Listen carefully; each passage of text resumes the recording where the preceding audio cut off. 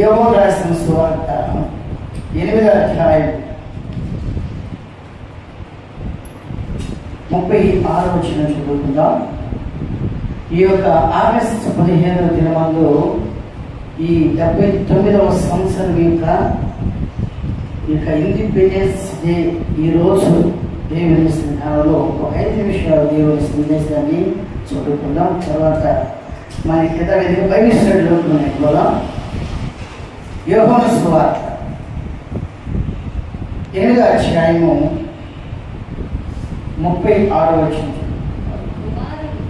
కుమారుడు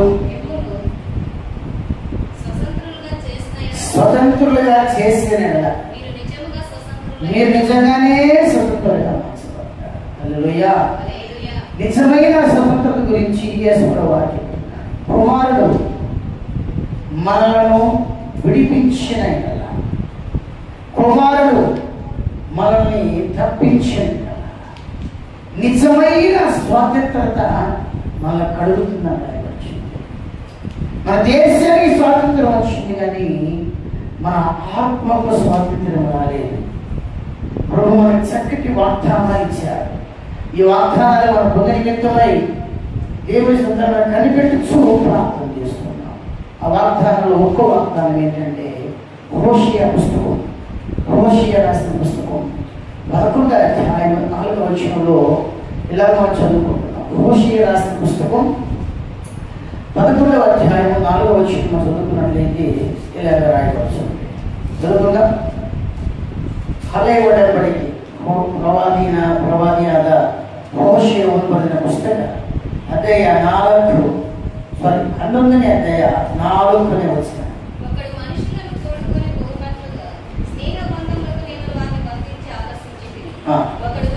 ఎక్కువ చదువుకున్నాం. ఒకడు పశువులకి కాడిని తీసినట్లు నేను వారి కాడిని తీసి వారి ఎదుట భోజనం పెట్టి దేవుని రాయబడుచున్న మాట.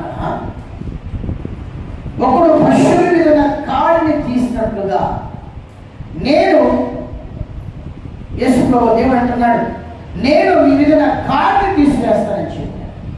కాడిని తీసివేస్తే కాదు, కానీ రెండో మాట ఏమంటాడంటే మీకు నేను భోజనం పెడతానని చెప్పాను. ఈ భోజనం మనం ప్రతిరోజు మనం తినాలి. ఈ భోజన కాలం చేతనే మన ఆత్మీయ ప్రయాణం, ఇశ్రాయేలు ప్రయాణం. ఈ ఇశ్రాయేలు ప్రయాణం చేయాలంటే భోజన ఫలం మనకు కావాలి. కనుక మన మీద మొదటిగా కాడి ఆ కాడి తీపడే రోజుగా ఈరోజు దేవుడు మార్చుగాక.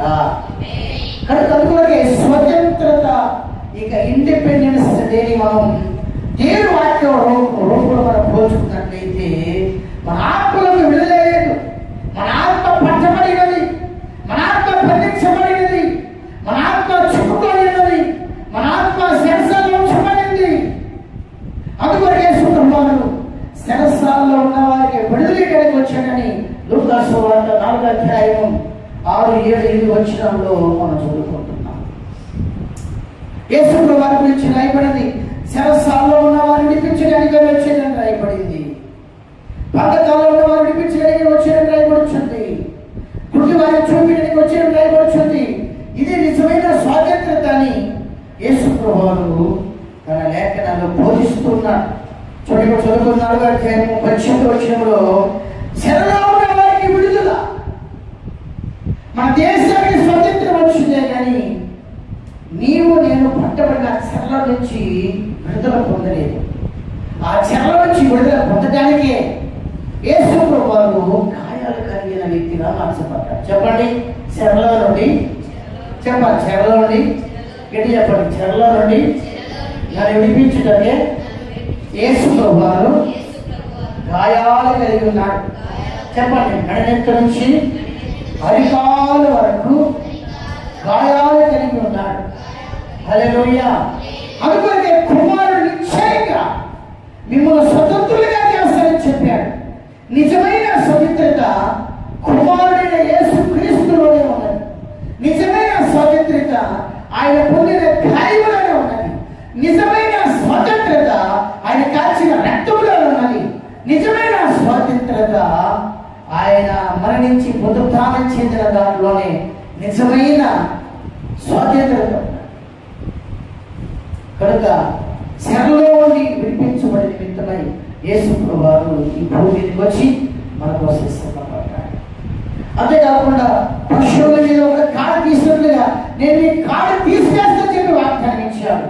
అది ఏ విధమైన కాడి అయినా సరే, ఆత్మ సంబంధమైన, శరీర సంబంధమైన, భౌతికమైన, భూలోక సంబంధమైన, ప్రకృతి సంబంధమైన ఏ కాడి నీ మీద నా మీద ఉన్నా సరే, ఈ 79వ సంవత్సరం ఇక ఇండిపెండెన్స్ లో స్వతంత్ర దినోత్సవం రోజున ప్రభు ఈ వాగ్దానం ద్వారా ప్రభు మనం విడిపించును గాక, మన కుటుంబాన్ని విడిపించును గాక, మన గ్రామాన్ని విడిపించును గాక, మన రాష్ట్రాన్ని విడిపించును గాక, మన భారతదేశం విడిపించును గాక.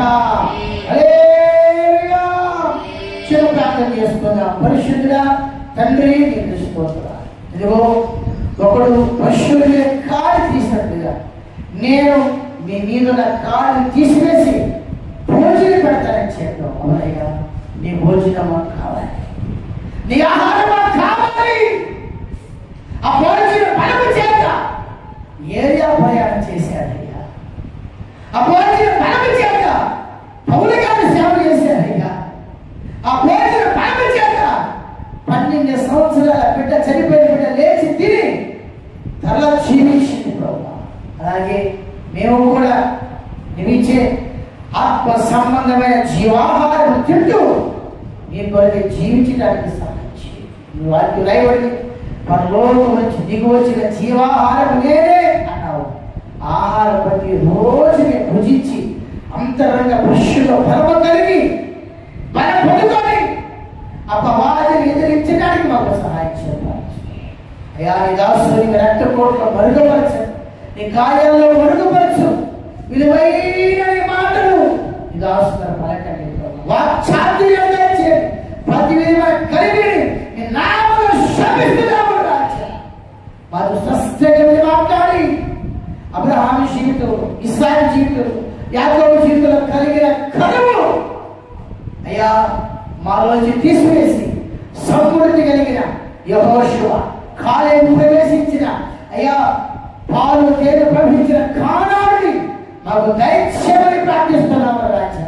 అందువరకే మాలో ఉన్న ప్రతి అవిధేయతను వెళ్ళగొట్టండి, మాలో ఉన్న ప్రతి విధంగా తిరుగుబాటులను వెళ్ళగొట్టండి, మాలో ఉన్న గ్రహింపులైన కార్యాలు మా నుంచి వెళ్ళగొట్టండి ప్రభువా.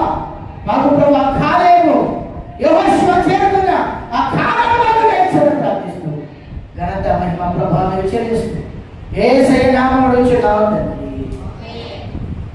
సభలో ఐదుగా ఆహ్వానిద్దాం. గట్టిగా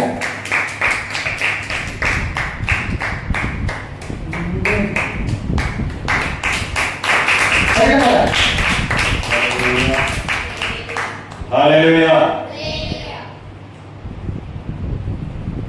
దేవుని మహాకృపను బట్టి, ఆయన దయను బట్టి రెండో దినాన్ని కూడా దేవుడు ఉదయకాలం మరి ఇజ్రాయెల్ ప్రయాణ యాత్ర గురించి ఆత్మీయమైన దేవుని ఆలోచనలు తెలుసుకోవడానికి, దేవునితో జీవించడానికి దేవుడు మనల్ని ఆయుష్ ఆరోగ్యముతో ఆయన సన్నిధానంలో కూర్చోబెట్టినాడు. దయను బట్టి దేవుని స్తోత్రాలు చెల్లిద్దాం. హల్లెలూయా, హల్లెలూయా. రాత్రి కాలం దేవుని యొక్క ఆ కృపను బట్టి ఇజ్రాయేల్ యొక్క జీవిత యాత్ర మన యొక్క జీవితంలో ఒక యాత్రగా ఈ భూమి మీద ప్రయాణించి మనము పరమకాణానికి ప్రవేశించే వారుగా ఉన్నామని, వారు ఈ భూలోక సంబంధమైన కాణానికి ప్రవేశించే వారిగా ఉన్నారని ఈ యాత్ర ద్వారా మనము దేవుడి యొక్క ఆలోచనలు తెలుసుకోవడానికి దేవుడు ఎన్నో రాత్రికాల ఆలోచనలు మనకు దయచేశాడు. రాత్రికాలం మరి పాలు తేనె ప్రవహించే దేశము కానాను దేశమని దేవుడి యొక్క వాగ్దానం, దేవుడి యొక్క ఆశీర్వాదముతో నిండిన దేశముగా మనం చదువుకున్నాం. ఇది ఎప్పుడు అంటే ఇజ్రాయేల్ ప్రయాణము ప్రారంభములో వారు చేరే టయానికి పాలు తేనె ప్రవహించే దేశముగా మార్చబడింది. అంతకు మునుపు అది కరువు దేశముగా ప్రకటించబడింది. చూసాం అబ్రహాం కాలంలో కానానుకు కరువు వచ్చి ప్రయాణము చూసాం. ఈసాకు కాలంలో కరువును చూసాం. అలాగే యాకోబు కాలంలో కూడా కరువు సంభవించినప్పుడు అందరూ కూడా వెళ్ళి ఐగుప్తులో మరి ప్రయాణమై ఆ కరువు నుండి తప్పించడానికి ఆ ప్రాంతంలో చేరినట్టుగా ఎప్పుడైతే వారు వెళ్ళి చేరారో ఆ దినము మొదలుకొని ఐగుప్తులో 30 సంవత్సరములు సంతోషకరంగా జీవించారు. దాని తర్వాత 400 ఏళ్ళు మరి బానిసలుగా ఉన్నట్టుగా మనము పరిశుద్ధ గ్రంథంలో చూస్తూ ఉన్నాం. ఇప్పుడు దేవుడు ఇశ్రాయేలు ప్రజలను విడిపించడానికి గల కారణం దేవుని యొక్క శక్తి వారు తెలుసుకోవాలి.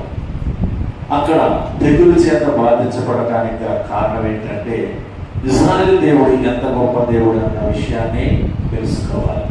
ఆ తెలుసుకోవడం కోసమే తెగులను రప్పించారు. ఆ 10 తెగుల్లో ఒక్క మాట వివరించి చెప్పే మిగతా విషయాలు కూడా మీరు గ్రహిస్తారని భావిస్తున్నాం. ఎందుకంటే నీరుని రక్తముగా మార్చటం అక్కడ మనకి మోషే ద్వారా కనబడతా ఉన్నది. ఎందుకంటే వారు ఉదయకాలం సూర్య నమస్కారం చేయాలని వెళ్ళినప్పుడు నీరు ఆ నీటిని ముందు ఉన్నప్పుడు ఆ నీరు రక్తముగా మారిపోయింది. అంటే దేవుడు ఒక దెబ్బ కొడితే ఎంత భయంకరంగా ఉంటుందని వారు గ్రహించాలి. అంటే ఇజ్రాయేల్ దేవుడి యొక్క గొప్పతనం ఇజ్రాయేల్ ప్రజలు తెలుసుకోవాలి. ఎందుకంటే ఐగుప్తు యొక్క దేవుడి ముందు వాళ్ళు ఏ గొప్ప దేవుళ్ళుగా వారి యొక్క ఆలోచనలన్నీ కూడా ఆ దేవుళ్ళు వీరే అనుకుంటున్నారు. కానీ ఆ దేవునికి ఇజ్రాయేల్ దేవునికి ఉన్న వ్యత్యాసం, ఆ ఇరువురి మధ్యలో ఉన్న తేడాను గ్రహించాలంటే దేవుడు కార్యాలు అక్కడ కనపడాలి. ఆ కార్యాల నిమిత్తం దేవుడు అటువంటి 10 రకాలైన తెగులు చేత బాధించబడి వారిని విడిపించడం జరిగింది. హల్లెలూయా. కనుక నిన్నటి దినాన్న చాలా విషయాలు తెలుసుకున్నాం. మనం రాత్రి కాలం దేవుడి యొక్క ఏం తెలుసుకున్నాం? ఇశ్రాయేలు ప్రజలు విడిపించే ముందు నిబంధన అనేది పాటించాలి కంపల్సరీగా. ఆ నిబంధన పాటిస్తేనే మరణము నుండి తప్పించబడుతున్నారు. మరణము నుండి తప్పిస్తున్న వారి యొక్క గుమ్మము మీద గొర్రె పిల్ల మరి రక్తము పూయబడి ఉండాలి. ఆ గొర్రె పిల్ల రక్తాన్ని పూయడము వారి గుమ్మములో కనపడిందంటే అక్కడ మరణ దూత తప్పించి వెళ్ళిపోతుంది. లేని ఎడల ఆ ఇంట్లో ఉన్నవారు ఎవరైతే మరి మొదటి పిల్లవాడు ఉన్నాడో వాడు చనిపోతాడు. మరణ దూత మరి ఆ ప్రాంతములంతా సంచరిస్తూ కనపడుతుంది. తొలి చివరి పిల్లవాడు మరణిస్తాడని మరి పరిశుద్ధ గ్రంథంలో సెలవిస్తుంది. అలాగే దేవుని యొక్క రక్షణ భాగ్యం కలిగిన మనము దేవునితో జీవించాలని బాప్టిజం పొందిన మనము పరమకాణానికి ప్రయాణించే వారుగా ఉన్నాం. ఎక్కడికి? పరమకాణానికి ప్రవేశించే వారుగా ఉన్నాం. ఇక్కడ కనపడుతున్నట్టుగా వీరు కానాను దేశానికి ప్రవేశించే వారిగా ఉన్నారు. ఆ ప్రాంతంలో చేరుతూ వారి యొక్క జీవితంలో సంతోషకరంగా ఉండాలని దేవుని ఆలోచన కలిగి ఉంది. మనం రాత్రికాలం చూసిన రీతిగా దేవుని బలమైన హస్తము ద్వారా వారు విడిపించబడే వారుగా ఉన్నారు. 2వ పేతురు రాసిన పత్రిక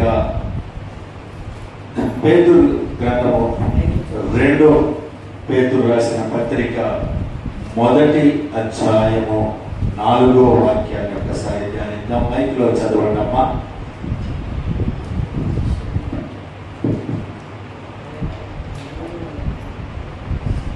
మహిమ గుణాతిశయములను బట్టి ఆయన మనకు అమూల్యములను అత్యధికములైన వాగ్దానములను అనుగ్రహించి ఉన్నాడు.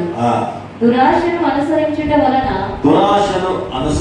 వలన లోకమందున్న భ్రష్టత్వమును ఈ వాగ్దానముల మూలముగా మీరు తప్పించుకొని దేవ స్వభావం నందు వాటిని అనుగ్రహించి. హల్లెలూయా. యేసు ప్రభు మనల్ని ఎందుకు పిలిచాడట? ఆయనతో పాటు పాలి భాగస్థులముగా, ఆయనతో పాటు జీవించే వారముగా, ఆయనతో పాటు పరలోక రాజ్యంలో ప్రవేశించే వారముగా ఉండాలని. పాలు తేనె ప్రవహించే ఈ దేశం, కానాను దేశము వారికి ఇస్తున్నారు. మనకి ఏ దేశాన్ని ఇస్తున్నాడు ఆయన? ఏ దేశాన్ని ఇస్తున్నాడు? పరలోక రాజ్యంలో పరమకాణ. ఏ దేశం? పరమకాణ. అక్కడ ఎలా ఉంటుందంట? పరిశుద్ధులు. పరిశుద్ధులే కాదు, 12 గుమ్మములు ముత్యములతో. నేల ఎలా ఉంటుంది? స్వర్ణ బంగారం. తార్ రోడ్లు కాదు, సిమెంట్ రోడ్లు కాదు, అద్దాల రోడ్లు కాదు. మీరు చెవుల్లో ముక్కుల్లో తగిలించుకున్న బంగారం ఎక్కడ ఉందంట? మీ కాళ్ళ కింద ఉంటుంది. అంత గొప్ప దేశాన్ని, అంత గొప్ప స్థలాన్ని, అంత గొప్ప స్థానాన్ని దేవుడు నీకు నాకు ఇవ్వాలనుకుంటున్నాడు. అయితే ఈ యాత్ర మనము సరిగ్గా చేసినట్లయితే, ఈ యాత్ర ప్రయాణం మన జీవితంలో, మన జీవిత యాత్ర ప్రయాణం ఈ లోకంలో జాగ్రత్తగా దేవునితో నడిచినట్లయితే వాటికి మనము పాలి భాగస్థలముగా ఉంటారని మనము తెలుసుకోవాలి. అంతేకాదు ఐగుప్తు యొక్క దేవతలకి మన దేవునికి ఉన్న శక్తిని తెలియజేయడానికి, రెండవది ఏంటి? దేవుని యొక్క బలము తెలియజేయటానికి. ఎందుకంటే నిర్గమకాండము 6వ అధ్యాయము, నిర్గమకాండము 6వ అధ్యాయము 2-3 వాక్యాలని చదువుకుందాం. మరియు మోషేతో ఇట్లా కనిను, నేను యెహోవాను, నేను సర్వశక్తి గల దేవుడను, సర్వశక్తి కలిగిన దేవుడను, పేరున అబ్రహాము ఇస్సాకు యాకోబులకు ప్రత్యక్షమైతిని కానీ యెహోవా అను నా నామమున నేను వారికి తెలియబడలేదు. హల్లెలూయా, హల్లెలూయా. రాత్రికాలం మీకు చెప్పిన రీతిగా అబ్రహాము ఇస్సాకు యాకోబులకి దేవుడు మాట్లాడటము, లేకపోతే దర్శనం ఇవ్వటం, వాళ్ళ బలి సమర్పించటం, ఇలాంటి విషయాల్ని మనము చూసాం. అంటే దేవుడి యొక్క బలమును మీరు చూడలేదు. ఏం చూడలేదు? దేవుని యొక్క బలమును చూడలేదు, దేవుని యొక్క శక్తిని చూడలే. ఆ శక్తిని చూపించే వారికి అటువంటి సందర్భం కలగదు. ఇప్పుడు దేవుడు ఇజ్రాయేలు ప్రజలు విడిపించడానికి గల శక్తి కావాలి, బలము కావాలి. దేవుని యొక్క ఆ బలములు మధ్యలో వీరిని కాచి కాపాడి నడిపించాలి. ఎందుకంటే ఇక్కడ ఐగుప్తు సైన్యులు భయంకరమైన వీరులై ఉన్నారు, భయంకరమైన ఆయుధాలు కలిగి ఉన్నారు. వారికి వీరు భయపడుతూ జీవించిన ఆ జీవితంలో నుంచి విడిపించాలంటే దేవుని యొక్క శక్తి వీరికి తెలియాలి. హల్లెలూయా. అందుకే దేవుడు అంటున్నాడు, నేను యెహోవాని, ఈ విషయం నీకు బయలుపరుస్తున్నా, కానీ నా నామమున వాళ్ళ పితరులకి తెలియచేయలేదు. ఎందుకంటే అటువంటి సందర్భం రాలేదు, అటువంటి అవకాశం రాలేదు. కానీ ఇప్పుడు ఇజ్రాయేలు ప్రజలను విడిపించడానికి నా బలము కలిగిన నామం, హల్లెలూయా, హల్లెలూయా, నా శక్తి కలిగిన నామాన్ని ఇప్పుడు నేను ప్రకటిస్తున్నా. మనకున్నాడా లేదా దేవుడు? ఆ దేవుడు మన దేవుడు. హల్లెలూయా, హల్లెలూయా. కనుక అటువంటి బలము కలిగిన దేవుడిని మనము విశ్వసించి జీవించాలి. ఈ మాట హోషేయలో కూడా మనం చూడొచ్చు. హోషేయ గ్రంథం 12వ అధ్యాయము, హోషేయ గ్రంథం 12వ అధ్యాయము 5వ వాక్యాన్ని ఒకసారి ధ్యానిద్దాం.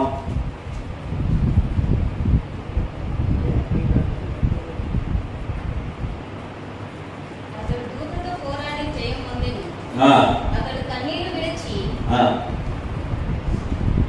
అతని బతిమాలెను. బెతేలులో ఆయన అతనికి ప్రత్యక్షమాయెను. అక్కడ ఆయన మనతో మాట్లాడెను. యెహోవాని సైన్యములకు అధిపతియగు యెహోవా అని యెహోవా అని ఆయనకు జ్ఞాపకార్థ నామము. హల్లెలూయా. ఎవరట? సైన్యములకు అధిపతి అయిన యెహోవా. హల్లెలూయా. చూడండి,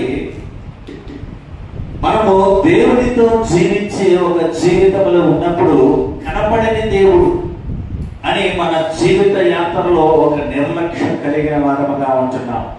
అయితే దేవుడు మన చుట్టూ ఒక కంచు వేసి కాపుదలతో నడిపిస్తున్నాడన్న విషయాన్ని మనం విశ్వసిస్తే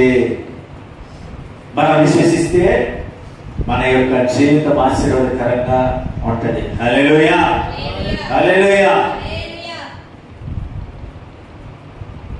ఒక దేశంలో రాజు ప్రయాణిస్తూ ఆ దేశ క్షేమాన్ని కోరుకుంటూ ప్రజలందరినీ పిలిచాడట. ఎవరిని పిలిచాడు? ఆ ఊరు ప్రజల్ని, ఆ రాజు దగ్గర ఉన్న ప్రజలందరూ పిలిచి మీ సమస్యలు ఏంటో చెప్పమంటే ఒక్కొక్కరు ఒక్కొక్క విధమైన సమస్యలు చెప్పారు. వింటున్నారా? మీరు వింటే దేవుని యొక్క శక్తిని మీరు తెలుసుకోగలరు. ఏం చేశారు? ఏం చెప్పారు? చెప్పాలి. ఇది వేద పఠనము గురించిన వివరాలు. నేను మిమ్మల్ని అడగాలి, మీరు నాకు చెప్పాలి. మామూలు మెసేజ్ టైంలో అయితే మాదే. ఇప్పుడు మీది కూడా మీ యొక్క ఆలోచనలు చెప్తే కానీ మేము గ్రహించలేదు, తెలుసుకోలేదు. ఏమైనా డౌట్లు ఉన్నా కూడా, మీకు ఏమైనా సందేహాలు ఉన్నా కూడా ఒకసారి అడిగితే మరలా దానికి చెప్పడానికి, దేవుని యొక్క ఆలోచన తెలియజేయడానికి మేము సిద్ధంగా ఉన్నాం. హల్లెలూయా. ఏం చెప్పాను? ఒక రాజు ఆ దేశంలో ప్రతి విధమైన సమస్యలు, మనం కూడా ఇప్పుడు మీ ఇంట్లో సమస్యలు ఏంటి అని వాలంటీర్స్ చెప్తా ఉంటారు, వస్తూ ఉంటాం. అలాగే ఆ కాలంలో రాజు కాలంలో మరి ఏం చేశారంట? అయ్యా మాకు సమస్యలు ఏమున్నాయో చెప్పమని రాజుగారు చెప్పారని అందరూ కూడా మరి వెళ్ళి నిలబడ్డారు లైన్గా. అయ్యా మేము బతకటానికి అది లేదు, మాకు ఇది లేదు, అది లేదు, ఎన్నో సమస్యలు, ఇల్లు బాగలేదు, మరి ఉండాల్సిన స్థలాలు లేవు, పొలాలు లేవు, ఉపయోగం అంటే రాజు అన్నిటినీ రాయించుకున్నాడు. ఆ కారణం ఒక ఆయన వచ్చాడంట. నీ సమస్య ఏంటంటే ఆయన అన్నాడంట, రాజుగారు మా ఇంట్లో ఒక్క పూట వచ్చి భోజనం చేసేది. హల్లెలూయా. ఏమన్నాడు?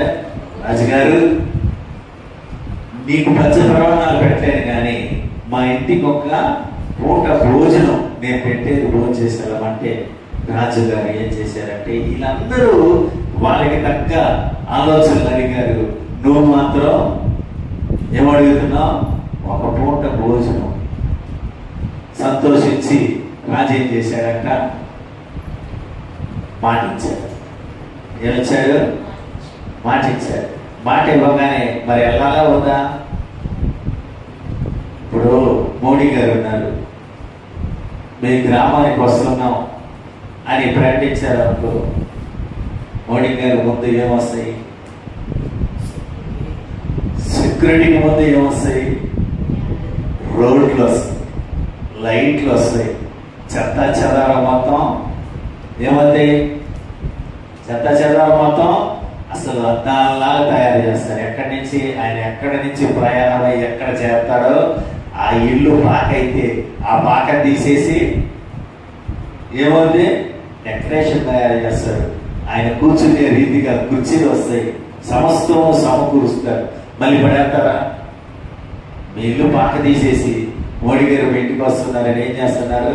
చక్కగా వాళ్ళకు ఏ రీతిగా ఉండాలో ఆ రీతిగా రేకుల షెడ్ అయినా చక్కగా వేసి అలంకరించి సీలింగ్లన్నీ వేసేసి చక్కగా పెట్టేసి ఫ్యాన్లు గిళ్ళు బిగించేసి. ఎందుకంటే మోడీ గారు వచ్చారనుకో, మరి ఏంటి చెత్త అంటే మరి అక్కడ ఉన్న పరిస్థితులన్నీ ఎలాగ మారిపోతే ఉద్యోగాలు పోతాయి. ఎంతో వాళ్ళకి ఉన్న దాంట్లో ఖర్చు పెట్టుకోనో లేదా ఫండ్ తీసో ఏ రీతిగా ఒక రీతిగా నీ ఇల్లుని అలంకరించి నీ ఇంటితో పాటు ఆ రోడ్డు చుట్టుపక్కల లైట్లు అన్ని సమస్తమును సమకూర్చి మరి చక్కగా ఆయన వచ్చే సమయానికి సిద్ధపరుస్తారు. అలాగే ఈ రాజుగారు వస్తున్నారని చెప్పగానే ఏమైందంట? ఆ ఏరియా మొత్తం కూడా చక్కగా అలంకరించబడింది. హల్లెలూయా, హల్లెలూయా. అయితే పరలోక దేవుడు మన దగ్గరికి వస్తే ఎలాగొస్తాడు? ఆయన ఉట్టి చేతులతో పుట్టిగా వస్తాడా? దేవదూతలు వస్తారు, యుద్ధ సైనికులు వస్తారు, డాక్టర్లు వస్తారు, వర్తమానికులు వస్తారు. చూడండి, దేవదూతల సమూహమే నీకు ముందుగా వచ్చి సిద్ధపరుస్తూ ఉంటుంది. హల్లెలూయా. అందుకే దేవుని యొక్క బలమైన ఆయన యెహోవా అనే నామము ఇక్కడ చక్కగా రాయబడింది. ఆ నామములో ఉన్న శక్తిని వారు తెలుసుకోవడం కొరకు ఐగుప్తు సైన్యములో నుండి దేవుడు ఇజ్రాయేలు ప్రజల్ని విడిపించటం జరిగింది. అంతేకాదు దేవుని యొక్క మహిమను మనము చూడాలి, తెలుసుకోవాలి. కనుక ఇవి అన్నీ కూడా ఇజ్రాయేలు ప్రజలు తెలుసుకోవాలి. ఎందుకంటే 400 సంవత్సరములు వారి మధ్యలో ఏ దర్శనము లేదు. 400 ఏళ్ళు మరి ఏ విధముగా దేవుడి యొక్క ఆయన దర్శనమే కానీ ఆయన వాక్యం కానీ ఏది కూడా వాళ్ళు విని ఎరగరు. పితరులు చెప్పాడు, మా దేవుడు విడిపిస్తాడన్న ఒక నమ్మకంతోనే జీవించారు. హల్లెలూయా. వాళ్ళు జీవించకపోయినా దేవుడు అబ్రహాముకి ఇచ్చిన వాగ్దానము నెరవేర్చుటకై దేవుడు వారి మధ్యలో ఇటువంటి గొప్ప విడుదల ఇవ్వటానికి, దేవుడి శక్తిని తెలియజేయటానికి అక్కడ దేవుడు ప్రయాణంలో మొట్టమొదటిగా నిబంధన, వీరు నా జనులు ప్రత్యేకించబడిన వారని చెప్పి గుమ్మానికి ఆ ఎరుపు దేవుని యొక్క రక్తములో కడగబడే మన జీవితం ఏ రీతిగా మారుతుందో అక్కడ గొర్రె పిల్లని ఆ రక్తముని పూయబడాలి. గొర్రె పిల్ల యొక్క రక్తము పూయబడాలి. దేవుడు సంహార దూత, మరణ దూత ఆ ఇంటి నుంచి తప్పించి వెళ్తుంది. రాత్రికాలం మనం చూసాం మరణం అనే మన జీవితమును, మరణాల గురించి ఎన్నో మాటలు కూడా మనము రాత్రి కాలము విని ఉన్నాం. మరణము భయంకరమైనది. ఈ లోక సంబంధమైన మరణము, ఈ లోక సంబంధమైన సుఖభోగము, ఈ లోకమైన సంబంధమైన పాప కార్యములు మరణముతో దేవుడు పోల్చి ఉన్నాడు. అటువంటి మరణముల నుండి తప్పించబడటానికి, నిత్య జీవం ఇవ్వటానికి యేసు ప్రభు ఈ భూమిలోకి వచ్చి ఆయన మరణము ద్వారా నిత్య జీవంలో ప్రవేశించడానికి దేవుడు మనకి కృప చూపించి ఉన్నాడు. కనుక ప్రియ దేవుని సంగమా, మనము వధించబడిన గొర్రె పిల్ల, దేవుని యొక్క పరిశుద్ధ రక్తముతో కడగబడిన సంగముగా జీవిస్తూ ఉన్నాం. ఎఫెసీయులకు రాసిన పత్రిక 5వ అధ్యాయము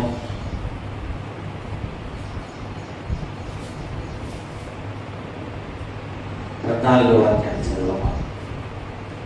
అందుచేత నిద్రించుచున్న నీవు మేలుకొని మృతులలో నుండి లెమ్ము. క్రీస్తు నీ మీద ప్రకాశించుచున్నారని ఆయన చెప్పుచున్నాడు. హల్లెలూయా. ఏంటంట, మన లోక సంబంధమైన బాధలు భారముతో ఎదురుతున్న మనము, బలహీనపడుతున్న మనము, దేవుడు ప్రకాశిస్తున్నాడు. మరణముతో కూడిన ఈ జీవితంలో నిత్య జీవితాన్ని దేవుడు మనల్ని తీసుకెళ్ళడానికి సిద్ధముగా ఉన్నాడు. నిద్రిస్తున్న నీవు నేను, అందుకే నిత్యము దివారాత్రములు ధ్యానించువాడని మనము కీర్తనలో చదువుకుంటున్నాం.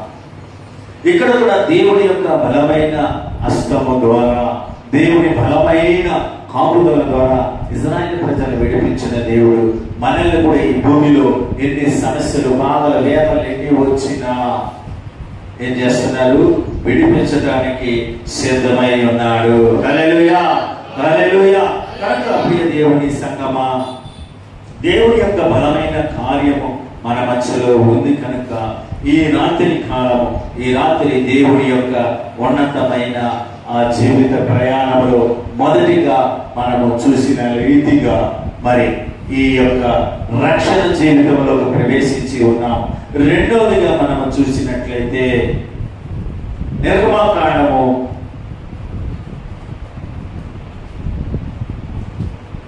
12వ అధ్యాయము 37వ వాక్యాన్ని మనం ధ్యానించినట్లయితే, అప్పుడు ఇశ్రాయేలీయులు రామశేషు నుండి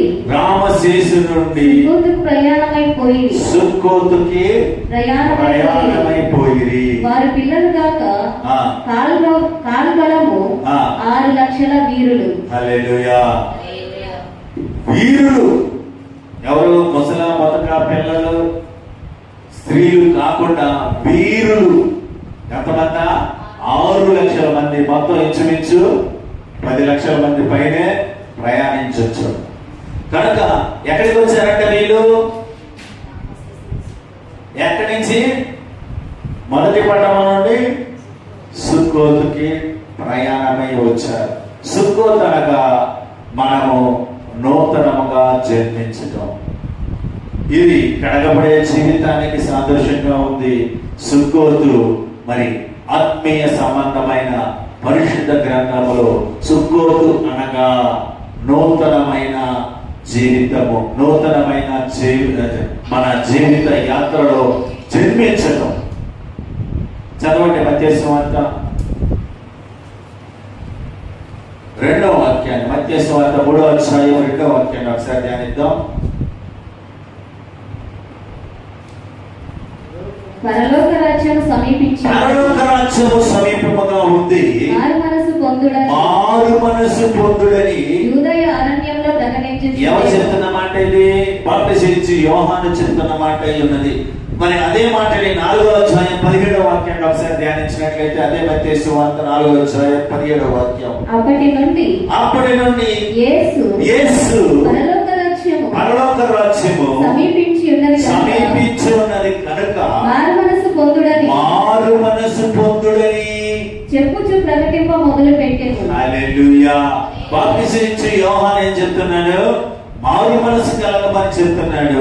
యేసు ప్రభువు చెప్తున్న మాట ఏంటి? మారు మనసు కలగమని చెప్తున్నారు. అపోస్తలుల కార్యం 2వ అధ్యాయం 38వ వాక్యాన్ని చూసినట్లయితే, అపోస్తలుల కార్యము 2వ అధ్యాయం 38వ వాక్యాన్ని చూసినట్లే పేతురు మీరు మారు మనసు పొంది. అపోస్తలులు చెప్తున్న మాట ఏంటంటే మారు మనసు కలిగి. ఏం కావాలి మనకి? యేసు ప్రభువును వెంబడించాలంటే బాప్టిజం ప్రాముఖ్యమైనది కాదు, మారు మనసు.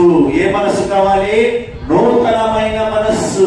ఆ యేసు ప్రభు జీవితంలో అడుగుపెట్టే నీవు నేను నూతనమైన స్వభావము కలిగిన వారముగా ఆయన యొక్క ఆలోచనలో మార్పు చెందే వారంగా ఉండాలి. హల్లెలూయా, హల్లెలూయా.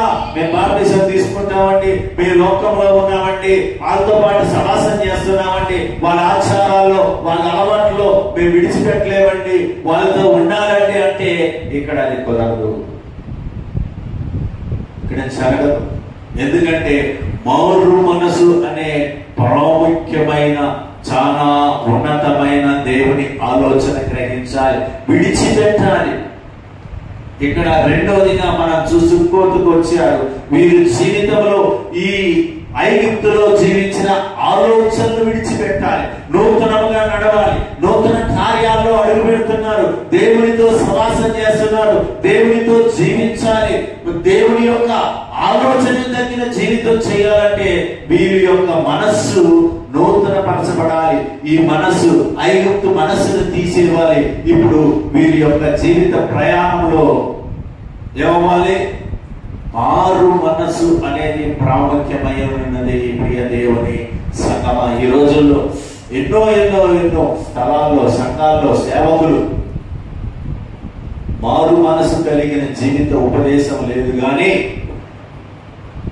బాప్టిజం చాలండి, మా సంఘంలో ఎంతమంది ఎంత జనులు ఉంటే చాలండి, మేము పేర్లు చెప్పుకుంటే చాలన్న జీవితం చేస్తున్నారు. అది దేవునికి ఇష్టమైనది కాదు. ఒకరైనా ఇద్దరైనా ముగ్గురైనా మారు మనసు కలిగి జీవించాలన్నదే దేవుని ఆలోచన. ఎహెజ్కేలు గ్రంథము 11వ అధ్యాయము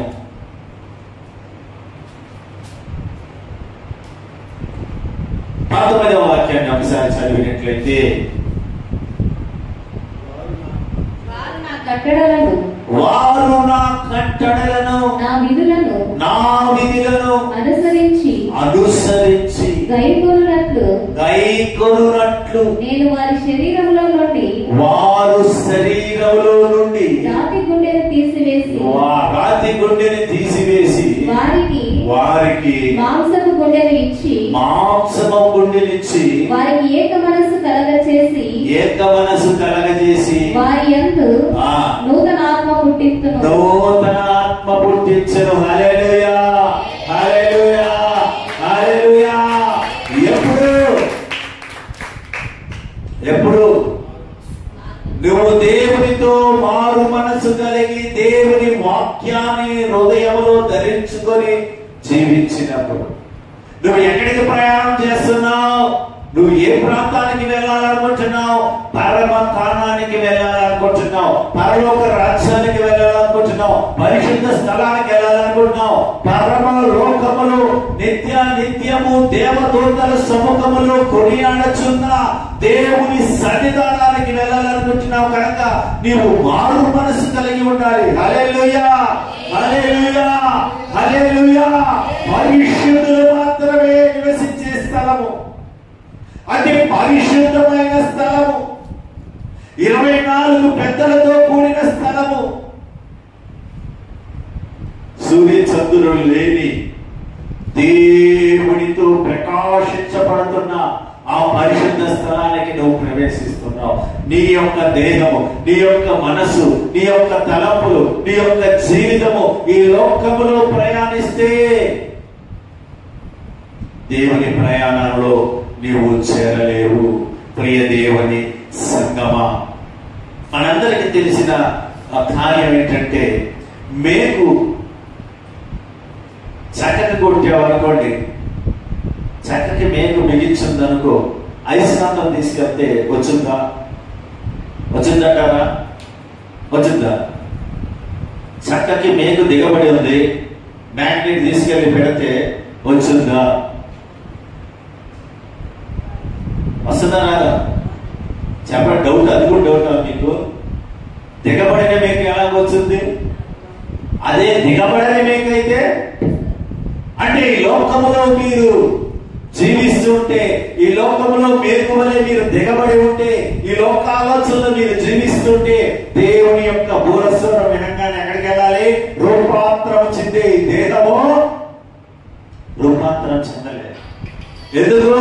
మీరు ఎక్కడ దుఃఖులు ఉన్నారు, ఎక్కడ కొట్టబడి ఉన్నారు? ఈ భూమిలో. కనుక ప్రియ దేవుని సంగమా, మీరు దేవుడు మరి ఈ యొక్క 4 దినాలు దేవుని యొక్క ఆలోచనలు తెలియచేయడానికి మనల్ని దేవుడు పిలిచి ఉన్నాడు. మరి గ్రహించి నీ జీవితాన్ని మార్చుకొని పరమకాణానికి నువ్వు సిద్ధమవుతావా, లేక ఈ లోక ఆలోచన, ఈ లోక మర్యాదలు, ఈ లోక అలవాట్లు, ఈ సమాజ జీవితాన్ని విడిచిపెట్టక జీవిస్తావా అన్నది ఈ మధ్యాహ్న కాలము దేవుడు నీకు తెలియజేస్తూ ఉన్నాడు. ఎఫెసీయులకు రాసిన పత్రికలో మరొక మాటను మనం ధ్యానిద్దాం. ఎఫెసీయులకు రాసిన పత్రిక 4వ అధ్యాయము 24వ వాక్యాన్ని ఒకసారి ధ్యానించినట్లయితే, నీతియు యథార్థమైన భక్తియు గల వారై దేవుని పోలికగా సృష్టింపబడిన నవీన స్వభావములు ధరించుకొనవలెను. నవీన స్వభావములు. హల్లెలూయా, హల్లెలూయా. ఏ స్వభావములట? దేవుని దివ్య నవీన స్వభావములు. అలా ధరించుకోవాలని అపోస్తలుడైన పౌలు హెచ్చరిస్తున్నాడు సంఘానికి. ఇవన్నీ సంఘానికి హెచ్చరించిన మాటలు. సంఘం అనగా మనమే. మనకి చెప్పిన అపోస్తలు, నీవు స్వభావములో నూతనముగా జీవించాలి. ఏ స్వభావము? క్రీస్తు స్వభావమును ధరించుకున్న వారై, హల్లెలూయా, క్రీస్తు యొక్క స్వభావములో జీవించే వారుగా ఉండాలి. సాముయేలు, దేవుడు మాట్లాడుతూ సాముయేలుతో సౌలుని రాజుగా చేయడానికి నియమించినప్పుడు రాజు యొక్క ఆలోచనకి తగిన ఆలోచనలు సామువేలు ప్రవర్తన దేవుడు బయలుపరిచినప్పుడు, దేవుడు మరి ఆ గాడిద అనగా తండ్రి యొక్క ఇంటిలో ఆ గాడిద తప్పిపోతే గాడిద విషయంలో ఎదుర్కొంటూ సామువేలు దగ్గరికి వచ్చినప్పుడు సామువేలు చెప్పే మాటలు ఈ సౌలు విని వెళ్తున్నప్పుడు ఆయన స్వభావము 10వ అధ్యాయంలో మీకు కనపడుతుంది. 1 సామువేలు గ్రంథము 10వ అధ్యాయము 1-2 మీరు ధ్యానించినట్లయితే వారు నూతనమైన స్వభావము కలిగిన వారిగా మారాడంట. ఎప్పుడు? ఒక యాజకుడి దగ్గరికి వెళ్ళినప్పుడు, ఒక యాజకుడి మాట విన్నప్పుడు, ఒక యాజకుడితో సమాసం చేసినప్పుడు, ఒక యాజకుడి యొక్క కట్టడలను గైకొన్నప్పుడు నూతనమైన స్వభావముతో మారాడంట. వాక్యం చదువు, ఒక్క మాట చదవండి మొత్తం తప్పకుండా. యెహోవా ఆత్మ నీ మీదికి బలముగా దిగి వచ్చెను. యెహోవా ఆత్మ నీ మీదికి బలముగా దిగి వచ్చెను. నీవు వారితో కలిసి ప్రకటన చేయించుండగా నీకు క్రొత్త మనస్సు వచ్చును. క్రొత్త మనస్సు వచ్చెను.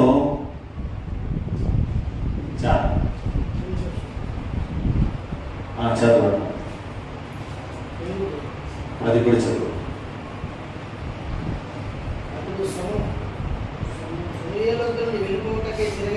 తిరగగా అతనికి కొత్త మనస్సు అనుగ్రహించెను.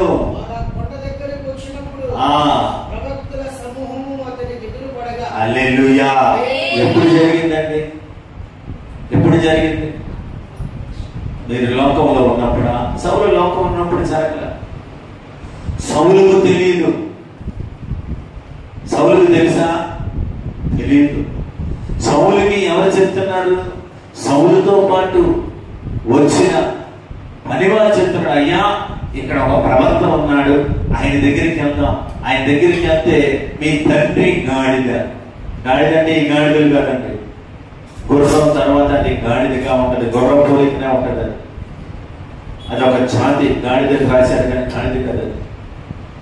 తప్పిపోయింది కదా, ఆయన చెప్తాడు, చెప్పితే మనం వెళ్ళి పట్టుకోవచ్చు, లేని అడగాలి తండ్రి మనసు దుఃఖపడుద్ది అనగా వెళ్తున్నప్పుడు దేవుడు ఎవరికి చెప్తున్నమాట గ్రహించండి. మీరు చాలా జాగ్రత్తగా ఈ బైబిల్ స్టడీ దేవుడు ఎందుకు నడిపించాడో, ఎందుకు తీసుకొచ్చాడో, ఎందుకు మాట్లాడుతున్నాడో అని మీరు గ్రహించినట్లయితే దేవుడి యొక్క అభిషేకము, దేవుడి యొక్క ఆలోచన మీ మీద కుమరించబడుతుంది. హల్లెలూయా, హల్లెలూయా. కనుక వెళ్ళినప్పుడు ఒక యాజకుడి మాట లోబడ్డాడు. ఒక యాజకుడు చెప్పిన మాటకి లోబడి ఆయన నడిచాడు కనుక అతని మీద దేవుని అభిషేకము దిగి వచ్చిందంట. తప్పట్లు కొడదామా ఒకసారి? అభిషేకము దిగటం వల్ల ఆయన నూతనమైన మనిషిగా మారిపోయాడు. కనుక నిన్ను నన్ను దేవుడు ఎన్నుకున్నాడు. దేనికి ఎన్నుకున్నాడు? ఎందుకు ఎన్నుకున్నాడు ఆయనకు మాత్రమే తెలుసు. ఇశ్రాయేలు ప్రజలకి తెలియదు. కానాను దేశం పాలు తేనెలు ప్రవహించే దేశం అంటున్నాడు కానీ అక్కడ ఆలోచనలు, అక్కడ జీవితం ఏంటో, అక్కడ విధానం ఏంటో వారికి తెలియదు. కానీ దేవుడు మాత్రం వారి కొరకు సిద్ధపరిచాడు. కరువు దేశముగా ఉన్న కానాను దేశమును దేవుడు ఏం చేస్తున్నాడు? పాలు తేనెలు ప్రవహించే దేశముగా చేస్తున్నాడు. మీరు అనుకుంటున్నారు నా జీవితం బానిస, నేను కష్టము, మా పితరులు చెప్పాడు, విడిపిస్తాడు దేవుడు, రక్షిస్తాడు, నడిపిస్తాడు, నీకు ఒక దేశాన్ని ఏర్పాటు చేస్తాడు అన్నారు. కానీ 400 ఏళ్ళు అయిపోయింది, మేము ఆ జీవితాలు ఇక్కడే బానిసలుగా ఉన్నాం. కానీ 400 ఏళ్ళు దేవుడు అక్కడ ఏం చేస్తున్నాడన్న విషయం వీరికి తెలియదు. ప్రియ దేవుని సంగమా, హల్లెలూయా, హల్లెలూయా, హల్లెలూయా.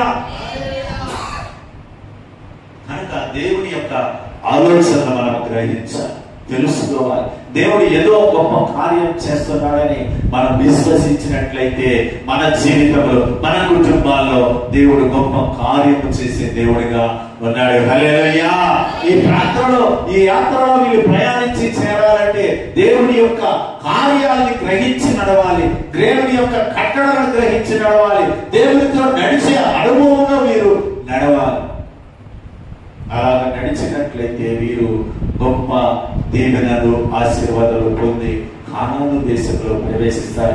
రెండోదిగా మన జీవితంలో స్వభావములు మారాలి. యేసు రక్తంలో కడగబడటమే మామూలు విషయం కాదు. కడగబడిన నీ జీవితం, దేవుని యందు సమర్పించిన జీవితము, నూతన స్వభావము ధరించుకొని క్రీస్తు స్వభావములో జీవిస్తే గాని ఈ యాత్ర ప్రయాణంలో మనము చేరుకోలేము. కనుక నూతన స్వభావం అనేది చాలా ప్రాముఖ్యమైనది. మనం అనుకుంటాం, అయ్యా మీ మాటలు విని మేము లోనకు వచ్చి బాప్టిజం పొందామని. కాదు, దేవుడు జగతి పునాది వేయక మునుపే ఏం చేశారంట? నిన్ను నన్ను ఏర్పరచుకున్నాడు. ముందుగానే ఆయన లిస్టులో రాసుకున్నాడు. రాజులకు దొరకని ధన్యత, పెద్ద పెద్ద వారి దొరకని ధన్యత, అధికారులకు దొరకని ధన్యత నీకు దేవుడు కల్పించాడంటే నిన్ను దేవుడు ముందుగానే చెక్కి ఉన్నాను. ఇక్కడ నా అరచేతిలో. అయ్యా నేను బాప్టిజం తీసేసుకున్నా, నువ్వు తీసుకోలేదు. దేవుడే నీకు ఆయన హస్తములో, ఆయన పుస్తకంలో నీ పేరు రాశాడు కనుకే నీవు దేవుని సన్నిధానానికి వచ్చి బాప్టిజం పొందుకున్నావు, యేసు రక్తంలో కడగబడ్డావు. ఇప్పుడు నువ్వు చేయాల్సిన యాత్ర ముందుంది కనుక యాత్రలో జాగ్రత్తగా నీ ప్రయాణం చేస్తే కర్మకాండానికి మనము తప్పక చేరుకుంటాం. హల్లెలూయా, హల్లెలూయా. కనుక ఇది మనము చూసిన కార్యము నూతన ఆ స్వభావము కలిగిన వారుగా మనము ఉండాలి. హల్లెలూయా. మూడవదిగా మనం చూస్తే ఎక్కడికి వచ్చాం? ఎక్కడికంటే ఏతాంలోకి వచ్చాం. ఎందుకంటే ఏతాంలోకి నిర్గమాకాండము 11వ అధ్యాయము 20వ వాక్యాన్ని ఒకసారి మనం చూసినట్లయితే, వారు సుక్కోతు నుండి ప్రయాణమైపోయి అరణ్యం దగ్గర ఉన్న ఏతాములో దిగిరి. ఏతాములో దిగారంట. అరణ్యంలో ఉన్న ఏతాము అనగా ఏముంది? రక్షణ సంతోషం. వీరి జీవితంలో ఇక్కడ దాకా వచ్చేసారు. వీరికి ఒక సంతోషం ఏతాములోకి దిగగానే దానికి పదము, ఆత్మీయమైన పదం ఏంటంటే రక్షణ సంతోషము. ఎందుకంటే ఈ సంతోషంలోనే మనము రక్షణ కలిగిన మాకు రక్షణ కలిగిన దేవుడు మాతో ఉన్నాడు అన్న ఒక ధైర్యం వారికి కలిగింది. కనుక కీర్తనకారుడు ఈ మాటకి ఏమంటున్నాడంటే, చదువుకుందాం. కీర్తన 18వ అధ్యాయము మొదటి 2 వాక్యాలని మనం ధ్యానించినట్లయితే, యెహోవా నా బలమా, యెహోవా నా బలమా, నేను నిన్ను ప్రేమించుచున్నాను, నేను నిన్ను ప్రేమించుచున్నాను. యెహోవా నా శైలము, యెహోవా నా ధైర్యము, నా కోట, నా కోట, నన్ను రక్షించువాడు, నన్ను రక్షించువాడు, నా కేడము, నా కేడము, నా రక్షణ శృంగము, నా రక్షణ శృంగము, నా ఉన్నత దుర్గము, నా ఉన్నత దుర్గము, నా దేవుడు, నా దేవుడు, నేను ఆశ్రయించిన నా దుర్గము. హల్లెలూయా. చూడండి, కోట అంటే నేను చాలా సార్లు ఢిల్లీ పలు ప్రాంతానికి వెళ్ళా, కోటల్లోకి వెళ్ళా. వారు కట్టిన కోట ఎంతో పెద్ద పెద్ద కోటలు కట్టి ఆ చుట్టూ కూడా ఏముందంట, పెద్ద గొయ్యి ఉంటది. ఆ గొయ్యిలో మొసళ్ళు ఉండే ఉంటారు. ఆ చరిత్ర మనకి తెలిసే ఉంటుంది. ఆ మొసళ్ళు మరి ఏ శత్రువు ఆ నీటిలో దూకి కోట ఎక్కాలనుకుంటే మొసళ్ళు తినేస్తాయి. భయంకరమైన బలము కలిగిన మొసళ్ళు పెంచేవాళ్ళు. ఆ కోట ఎక్కడం సామాన్యమైన విషయం కాదు. దేవుడు ఎలా ఉన్నాడంట మనకే చెప్పట్లేదు. ఏ కోట అయినా మీకు కోటగా కాపుదలతో దేవుడు వచ్చి ఉన్నాడు. సామ్యూయేలు 2వ సామ్యూయేలు గ్రంథము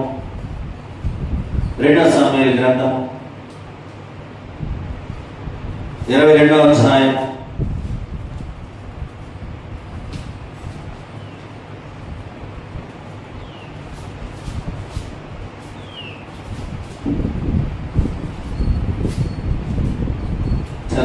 22వ వాక్యాన్ని.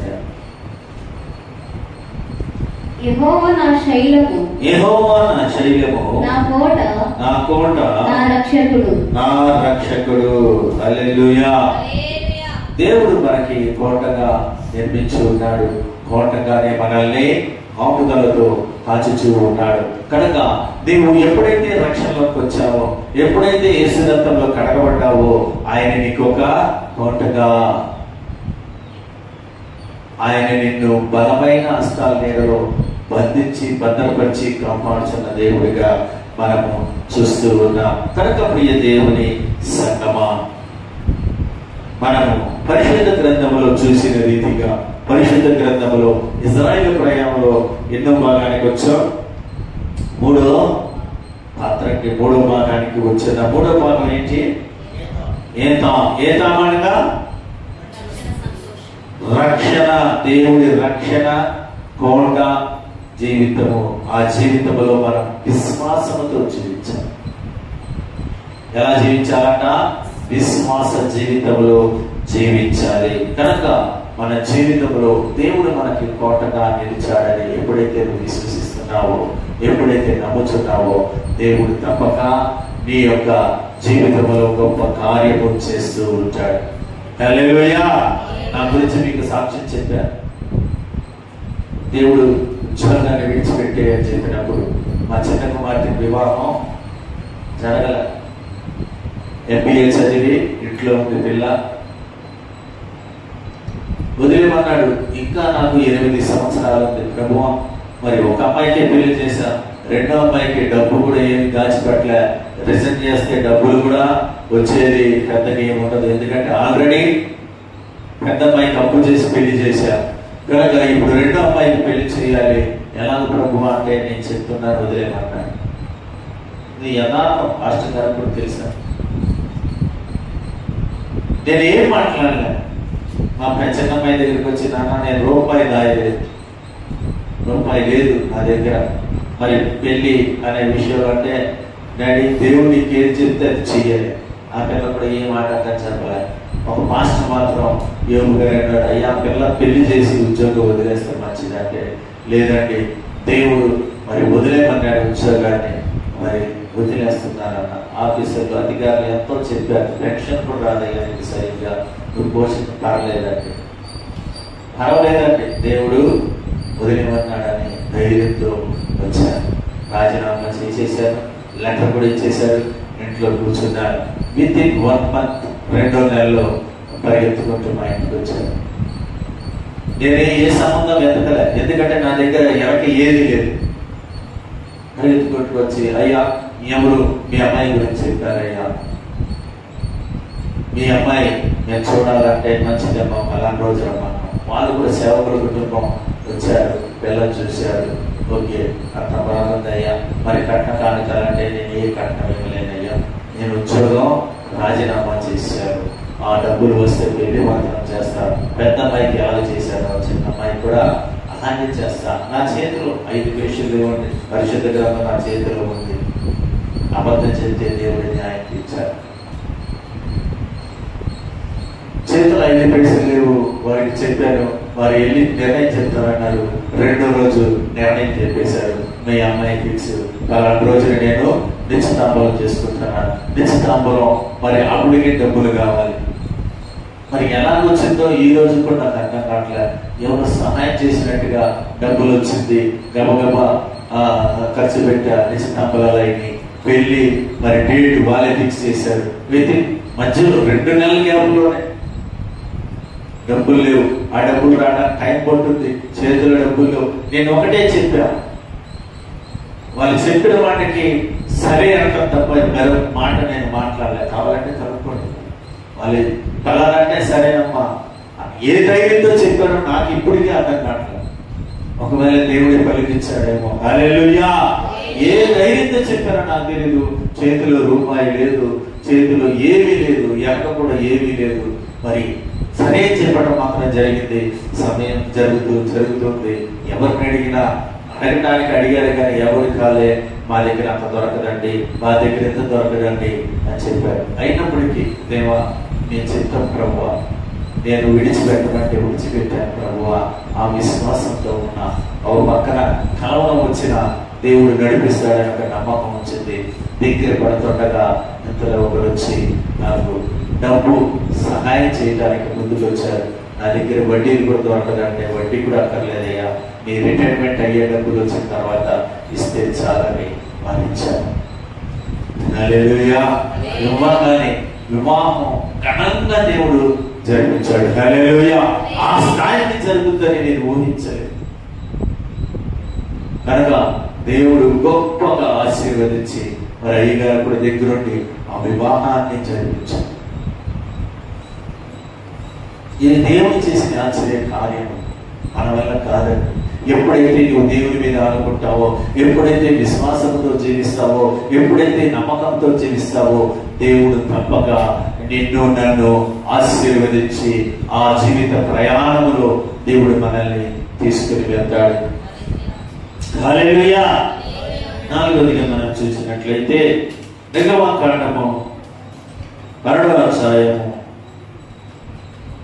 నిర్గమకాండము క్షమించాలి 14వ అధ్యాయము 2వ వాక్యాన్ని మనం ధ్యానించినట్లయితే, ఇశ్రాయేలీయులు తిరిగి పిహహీరోతు ఎదుటను అనగా మిగ్దోలుకు సముద్రమునకు మధ్యనున్న బెయేర్షెబోను ఎదుటను దిగవలనని వారితో చెప్పుము.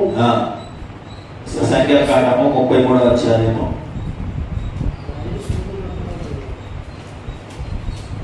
33వ అధ్యాయము 7-8 వాక్యాలను ఒకసారి చూద్దాం.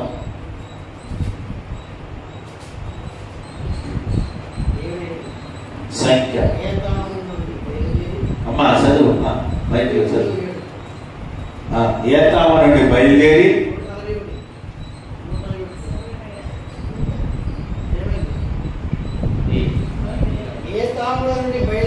ఏతాములో నుండి బయలుదేరి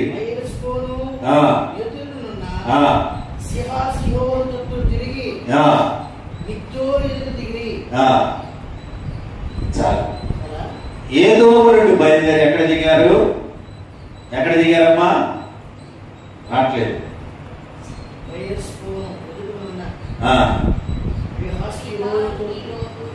ఈరోజు ఇది ఇది కావాలి. ఈరోజు అక్కడికి వచ్చి దిగి, ఇక్కడే అసలు విషయం ఏం జరుగుతుంది? దిగారే కానీ అక్కడ ఎవరు వస్తున్నారు? దిగటానికి దిగారు. మరలా ఐగుప్తులు వీరిని తరమటానికి వస్తున్నారు. వీళ్ళు మరలా ఎలాగైనా పట్టి తీసుకెళ్లాలని వస్తున్నారు. ఇక్కడ దేవుని యొక్క కార్యము ఆశ్చర్యకరంగా మనము చూడొచ్చు. ఎందుకంటే దేవుడు మరి విడిపించాడు, నడిపించాడు. ఓ పక్కన ఏమొచ్చింది? సముద్రం వచ్చింది. ఓ పక్కన సముద్రం. ఈరోజు తరగా ఏంటంటే కలవరం. ఏంటంటే ఈరోజు తరగా ఎందుకంటే అక్కడ కలవరం వచ్చింది. అంటే అక్కడ ఉన్న ఆ పదానికి స్థలానికి జమ్ము చెట్లు అందరికి తెలుసా? జమ్ము చెట్టు, జమ్ము గడ్లు. అది గాలి వస్తే ఏమవుతుంది? ఇటు అటు ఊగుద్ది. దానికి సాదృశ్యంగా అక్కడ చెప్పబడిన మాట. వీరి యొక్క మనస్సు ఎలాగుందంట? ఆ జమ్ము గడ్డి వలె అటు ఇటు అటు ఇటు కొట్టుకులాడే పరిస్థితి ఇక్కడ కనబడుతుంది. ఒక కలవరం వచ్చేసింది. ఎందుకని? అయ్యా మేము వాళ్ళ దగ్గర ఉంటే ఏదో రకంగా బతికిపోయేవాళ్ళం, నువ్వు అటు వాళ్ళని రెచ్చగొట్టావు, వాళ్ళకి కోపం పుట్టించావు. తొలిచూరి పిల్లలందరూ చనిపోయి కక్ష కట్టి వస్తున్నారు. ఇప్పుడు ఏమి జరుగుతుందో, మా పరిస్థితి ఏంటో, మునుపు కంటే ఇప్పుడు మా పరిస్థితి, మా జీవితాలు ఎంత భయంకరంగా ఉంటుందా అని వాళ్ళ మనస్సులో ఒక తపన పుట్టింది, ఒక భయం పుట్టింది, ఒక వేదన పుట్టింది. నిందలేస్తున్నారు, తిడుతున్నారు. మోషే చూసి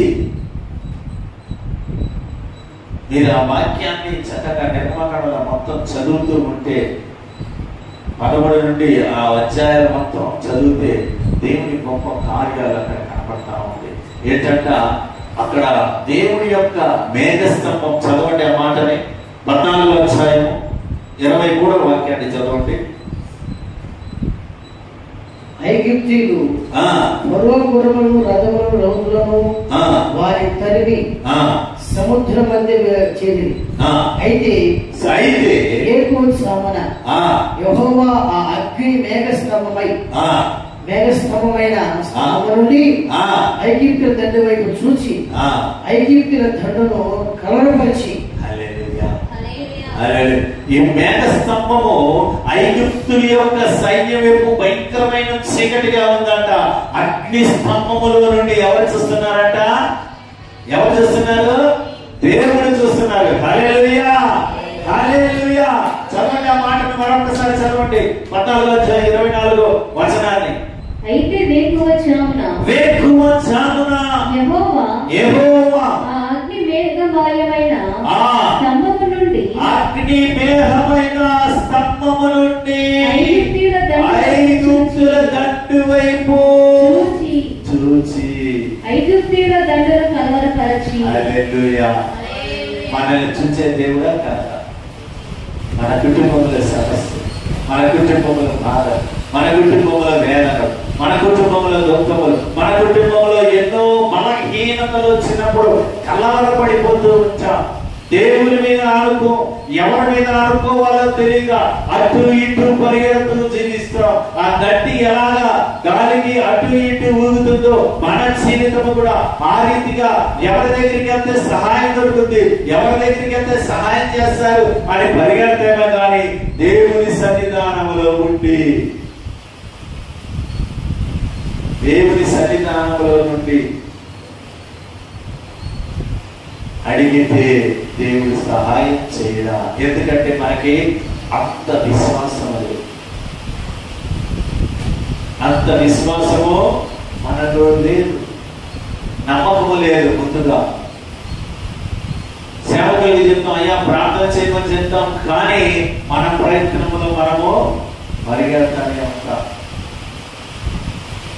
ఎంత ప్రయాణం చేసినా, ఎంత పరిగెత్తినా దేవుడి అనుగ్రహము లేని ఎడల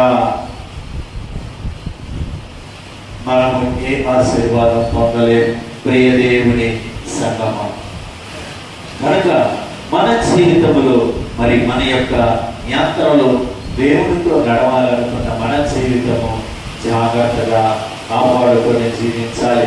సమస్యలు వస్తాయి. దేనికి వస్తాయి సమస్యలు? దేవుడి పైన ఆనుకున్నామో లేదో, దేవునితో నడుస్తున్నామా లేదో, దేవునితో జీవిస్తున్నామా లేదో, కొన్ని సమస్యలు వచ్చినప్పుడు మనము బలహీన పడకూడదు. దేవునిపై ఆనుకోవాలి, దేవునితో జీవించాలి, దేవునిపై విశ్వాసం ఉండాలి. దేవుడు పిలిచిన దేవుడు నమ్మకస్తుడుగా ఉన్నాడు. ఇక్కడ పిలిచిన దేవుడు నమ్మకస్తుడు. తనకే మేఘ స్తంభం వల్లే, అగ్ని స్తంభం వల్లే వారి మధ్యలో ఉన్నాడు. వీరు తరుముతున్న ఆ సైన్యమును దేవుడు చూస్తున్నాడు. ఇశ్రాయేలు ప్రజలకి సముద్రం మార్గంలో ఆరిన నేలపై నడిపించాడంట. హల్లెలూయా, హల్లెలూయా. సముద్రం రెండు చేయడమే కాదు, తడిగి కాలికి తడి కూడా తగలకుండా. ఎంత గొప్ప ఆశీర్వాదం చూడండి. మనం ఇక్కడ కడిగితే ఫ్యాన్లు వేయాలి, అయ్యే ఏదేదో వేసి ఆరేదాకా తుడిచి ఆరనిచ్చేదాకా మనము కూర్చొని నిలుచొని చూస్తూ ఉంటాం. కానీ ఒక్క రెప్ప పాటున సముద్రము 2 పాయలు చేయడమే కాదు, ఆరిన నేల మీద నడిచారంట. హల్లెలూయా. దేవుడి మహత్కార్యములు ఎంత గొప్పయో ఒక్కసారి ఆలోచించండి. రక్షణ కల్పించాడు. ఎవరికి? ఇశ్రాయేలు ప్రజలకి. ఆ రక్షణ మార్గములో దేవుడు తీసుకెళ్ళాడు. అదే మరో సైన్యము ఆ సముద్ర మార్గములో వస్తుండగా ఇక ఎన్నడూ మిమ్మల్ని ఈ యొక్క ఫరో ఐగుప్తు సైన్యములు తరవరు, మిమ్మల్ని భయపెట్టరు అన్న రీతిలో ఎవరైతే రక్షణ కల్పించిన ఆ మార్గంలో ప్రయాణించాలి అని ఎప్పుడైతే ఐగుప్తులు అనుకున్నారో, వెంబడించారో, రక్షణ కలిగిందా? ఏమైనారు? నిర్మూలమైపోయారు, మునిగిపోయారు. రక్షణ ఎవరికి? దేవుని నమ్ముకున్న వాళ్ళకి రక్షణ. రక్షణ ఎవరికి? దేవుని కాపుదల ఉన్న వాళ్ళకి రక్షణ. రక్షణ ఎవరికి? దేవునితో నడిచే వాళ్ళకి రక్షణ. హల్లెలూయా.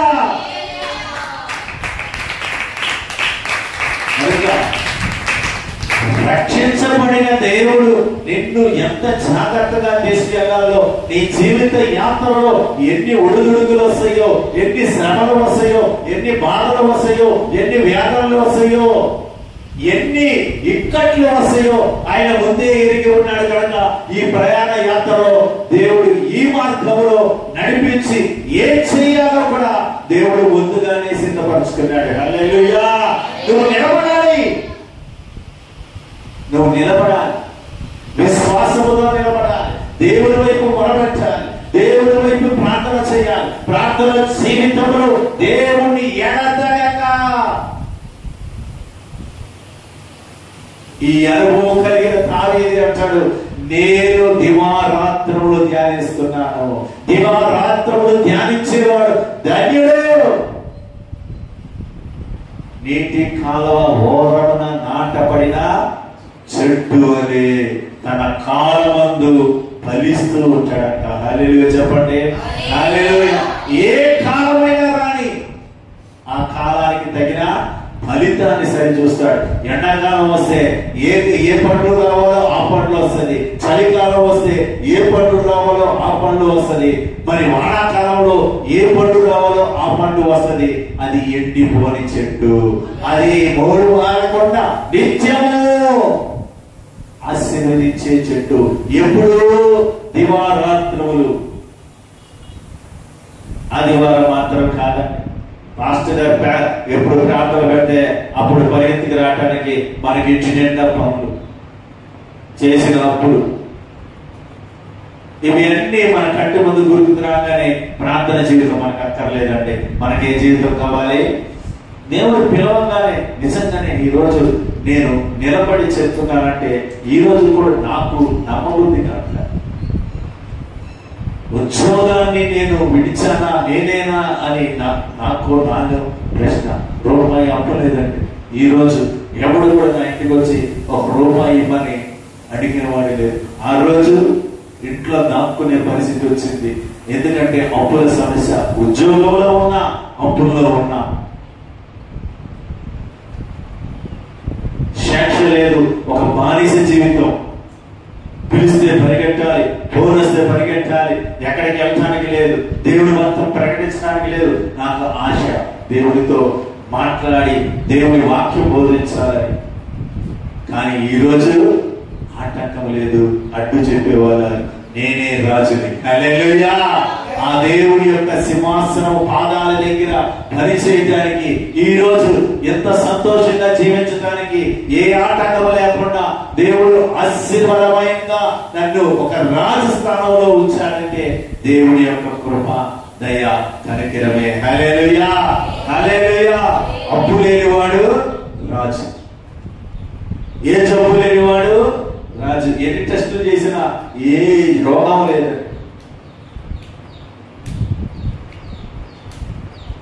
కనుక ప్రియ దేవుని సంగమా, దేవునికి కలిగిన ఆ నిబంధన జీవితాన్ని మర్చిపోమాక మీ ముందు సాక్షిగానే నేనే ఉన్నాను. ఏ ప్రాంతానికన్నా వెళ్ళడానికి దేవుడు కృప చూపిస్తున్నాడు. ఆ రోజు లేని ధనం ఈ రోజు దేవుడు నాకు సమృద్ధిగా ఇస్తున్నాడు. ఆ రోజు బాధల వేదనతో నిండిన జీవితం అవి ఎన్ని తీసి సంతోషకరంగా దేవుడు ఈ రోజు వచ్చి ఉన్నాడు. ఒకరికి ఇచ్చే స్థితిలో దేవుడు ఆశీర్వాదకరంగా ఉంచాడంటే, ఒకప్పుడు ఎవరిస్తానని ఎదురు చూసా, ఇప్పుడు నేను ఇస్తానికి ముందు పరిగెడుతున్నా. దేవుడు ఆ రీతిగా ఆశీర్వదించాడు. హల్లెలూయా. హల్లెలూయా. హల్లెలూయా. ఉద్యోగం ఉన్నప్పుడు చేచాచా, ఉద్యోగం లేనప్పుడు చేతిలో ఇస్తానికి దేవుడు సమృద్ధిగా ఆశీర్వాదమైన ఆశీర్వాదాన్ని దేవుడు నాపై ఉంచి ఉన్నాడు. ప్రియ దేవుని సంగమా, మరి ఇన్ని గొప్ప కార్యాలు కలిగిన ఈ యాత్రలో ఇంకా ఎన్నో దేవుని మాటలు మరి బయలుపరిచాడు కనుక ఇక సాయంకాల కాలం కూడా మన విషయాన్ని తెలుసుకొని దేవునితో జీవించే అనుభవంలో మనం ఏం పోగొట్టుకుంటున్నాం, ఏం దక్కించుకుంటున్నాం, వీరి యాత్రలో మనకి కావలసిన దేవుని ఆలోచనలు ఏంటి, వీరు పోగొట్టుకున్నది ఏంటి, మనం దక్కినుకున్నది ఏంటి, మన యొక్క ధన్యత ఏంటి, వీరి యొక్క దేవునికి దూరమై నశించిపోయిన ఆ జీవితం ఏంటిని ఇవి రెండు మనం చూసుకుంటే మన జీవితాన్ని సరి చేసుకొని పరమకారణానికి ప్రవేశించే వారముగా ఉంటామని ఈ మధ్యాహ్న వేళ ఈ బైబిల్ క్లాసు మరి సమయం అయిపోయింది కనుక మిగతా సమయాన్ని సాయంకాలం మీరు తొందరగా వస్తే ఇంకా ఎక్కువ మాటలు చెప్పుకొని దేవునితో నడిచే అనుభవం కలిగి ఉన్నాం. మనం ఇప్పుడు ఎన్ని చూసామంటే మొత్తం 4 కార్యాలు చూసాం. గుర్తునంటారా? గుర్తులేదా? ఈరోజు వరకు మనం వెళ్దాం. మిగతా కార్యాలు సాయంకాల కాలం ముందు చూసుకుందాం. కళ్ళు మూసుకుందాన్ని ప్రార్థన చేసుకుందాం.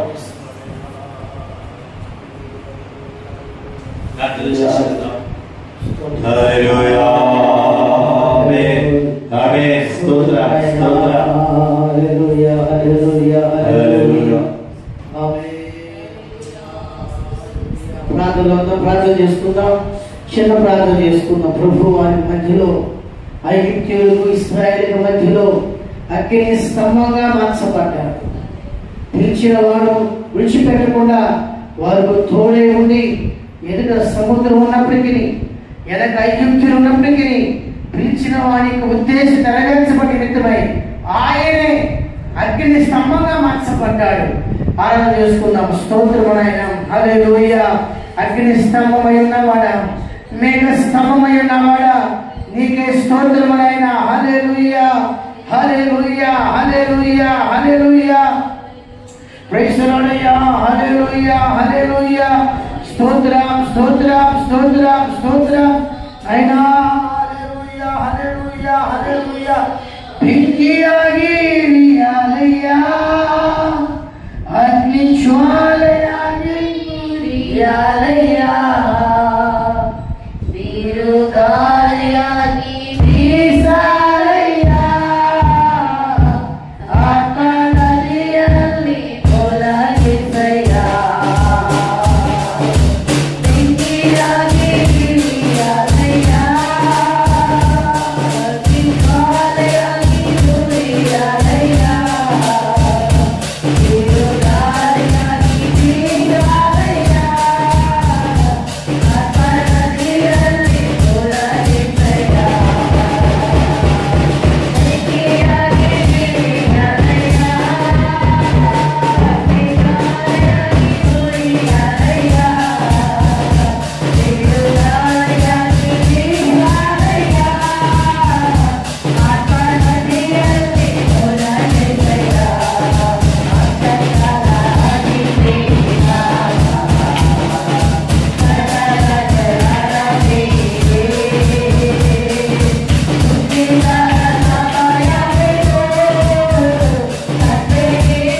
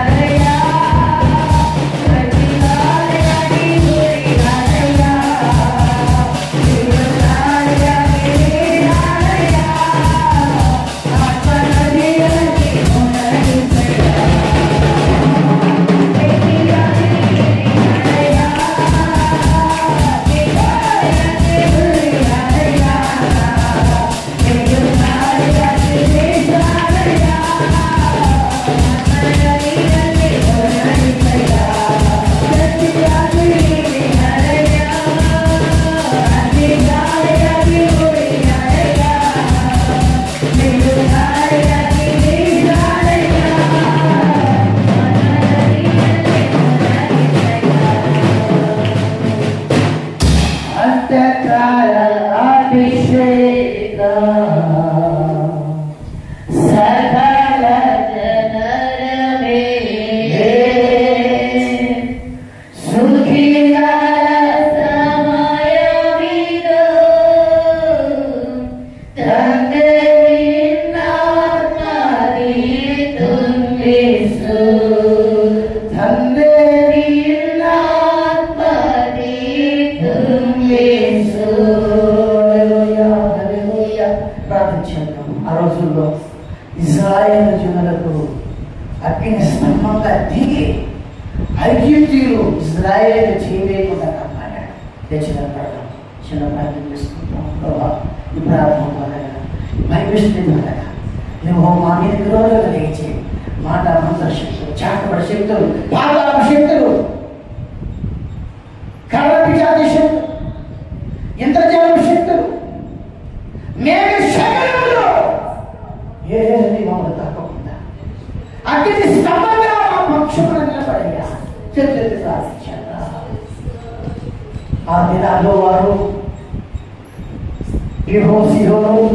అపరాధాలు వచ్చినప్పుడు దేవుడే అగ్ని స్తంభంగా మార్చబడ్డాడు. అగ్ని స్తంభంగా మార్చబడి ఒక పక్క అగ్ని, ఒక పక్క చీకటి. ప్రార్థించండి. ప్రభావంలో కూడా ప్రతి విధమైన మాత్రం శక్తి నుంచి, ప్రతి విధమైన మాత్రం శక్తి నుంచి, ప్రతి విధమైన సర్వజాల శక్తి నుంచి, ఇంద్రజాల శక్తి నుంచి, కర్ణపిశాచి శక్తి నుంచి అందరూ కూడా తప్పించబడి నిమిత్తమై అగ్ని స్తంభంగా నా పక్షమున తీర్చే ప్రభా చేతులు పెట్టండి. నా పిల్లల పక్షం అగ్ని స్తంభంగా తీర్చే ప్రభా ప్రార్థన చేద్దాం. నైనా హల్లెలూయా హల్లెలూయా స్తోత్రం నైనా అగ్ని స్తంభంగా భక్తులు తీర్చేవాడా. ఆమేన్ ఆమేన్ ఆమేన్ ఆమేన్ హల్లెలూయా హల్లెలూయా. నదిಗಳನ್ನು ದಾಟುವಾಗಲು ನಾನು ಮುಳುಗುವುದಿಲ್ಲ, ಅಗ್ನಿಯಲ್ಲಿ ನಡೆಯುವಾಗಲು ನಾನು ಸುಡುವುದಿಲ್ಲ. ನದಿಗಳನ್ನು ದಾಟುವಾಗಲು ನಾನು ಮುಳುಗುವುದಿಲ್ಲ, ಅಗ್ನಿಯಲ್ಲಿ ನಡೆಯುವಾಗಲು ನಾನು ಸುಡುವುದಿಲ್ಲ. యేసయ్య ఆరాధನೆ, యేసయ్య నిమగే ఆరాధನೆ. అగ్ని స్తంభమే యేసయ్య మేఘ స్తంభమే, యేసయ్య అగ్ని స్తంభమే. యేసయ్య మేఘ స్తంభమే, యేసయ్య అగ్ని స్తంభమే. మరొకసారి యేసయ్య మేఘ స్తంభమే, యేసయ్య అగ్ని స్తంభమే. ప్రార్థన చేద్దాం. ప్రభా నేను చేతులను పిలిచాను, వారి ప్రయాణం చేస్తుంటా ఎదుట వెనక 5 ఫీట్లు మధ్యలో నీవు మేఘస్తంభంగా వచ్చావు ప్రభా, మేఘస్తంభంగా వచ్చావు ప్రభా. ఏసావు యొక్క సుకోలి యొక్క ఆ యొక్క రక్షణను, ఆ యొక్క మానవస్తు అనురోధంతో కాపాడుకోవడానికి నాకు అగ్ని స్తంభంగా తోడే ఉండండి. ప్రార్థించాను. రక్షణ వారికి కాపాడుకుంటాడు, రక్షణ సంతోషం కాపాడుకుంటానికి నాకు అగ్ని స్తంభంగా తోడే ఉంది ప్రభా. అగ్ని స్తంభంగా ఇంటి వారికి తోడే ఉండండి ప్రభా. ఎవరెవరైతే ఈ లైవ్ లో చూస్తున్నారో వారికి అగ్ని స్తంభంగా ఎదురుగా ప్రార్థిస్తున్నాం. మాతో కలిసి ఆరాధిస్తున్న వారికి అగ్ని స్తంభంగా ఎదురుగా. హల్లెలూయా. యేసయ్య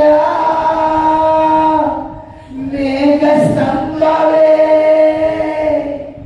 యేసయ్య అగ్ని స్తంభమే. చెప్పండి. యేసయ్య మేఘ స్తంభమే,